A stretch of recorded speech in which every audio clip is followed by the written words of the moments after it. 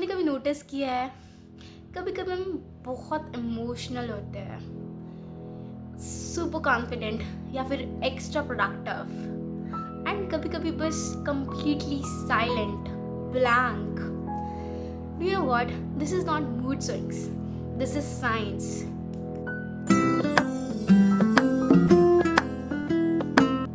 Today I will explain mood syncing plus neuroscience, मतलब कि कैसे हमारे हार्मोन्स हर फेज में हमारे ब्रेन के केमिकल्स को कैसे चेंज करते हैं या फिर कैसे अफेक्ट करते हैं, और कैसे हम इसे अपनी प्रोडक्टिविटी, अपने वर्कआउट्स, अपने इमोशंस को अलाइन कर सकते हैं.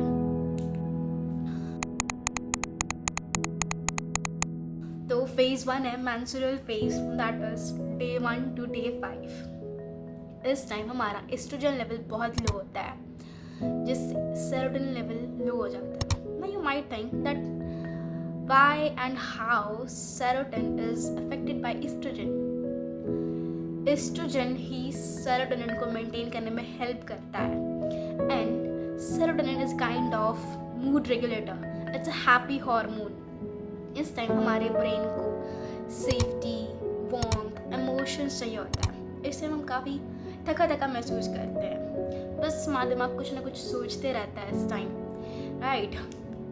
ये वो टाइम है जब हमारा ब्रेन हमसे कह रहा होता है that baby just calm down, tune into yourself. इसमें कोई डीप वर्क मत करो, बट इनर वर्क करो. Now phase 2 is follicular phase, that is from day 6 to 12. इस टाइम हमारा एस्ट्रोजन लेवल धीरे धीरे बढ़ रहा होता है, जिससे सेरोटोनिन एंड डोपामिन बूस्ट हो जाता है, and these are our happy hormones, right? इससे हम काफ़ी एनर्जेटिक, सोशल होने को मन हो रहा होता है. इस टाइम हमारे प्रीफ्रंटल कॉर्टेक्स शार्प हो रहा होता है. ये हमारा काइंड ऑफ हमारी बॉडी के स्प्रिंग टाइप का होता है. न्यूरोप्लास्टिसिटी हाईएस्ट पॉइंट पे होती है, मतलब कि कुछ नया स्किल सीख सकते हैं हम इस टाइम पे, कुछ नई चीज़ें ट्राई कर सकते हैं, एंड इस टाइम पे हमारा फोकस काफ़ी शार्प होता है. That's why this phase is called creative phase. Phase 3 is ovulation phase, that is day 13 to 16.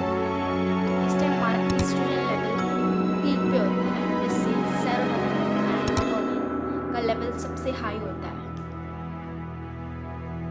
इससे हम काफ़ी कॉन्फिडेंट, एक्सप्रेसिव, रेडिएंट फील करते हैं. इस टाइम पे हमारा ब्रेन नेचुरली एक मैग्नेट की तरह हो जाता है. हमें बहुत एनर्जेटिक फील होता है, हम कुछ भी कर सकते हो उस टाइम पे. So this time is for kind of works which needs or which requires your body movements. So this is the time. Phase 4 is luteal phase, that is from day 17 to 28. इस time पे हमारे body पे progesterone level बहुत ज़्यादा होता है, and this is responsible for Kameng.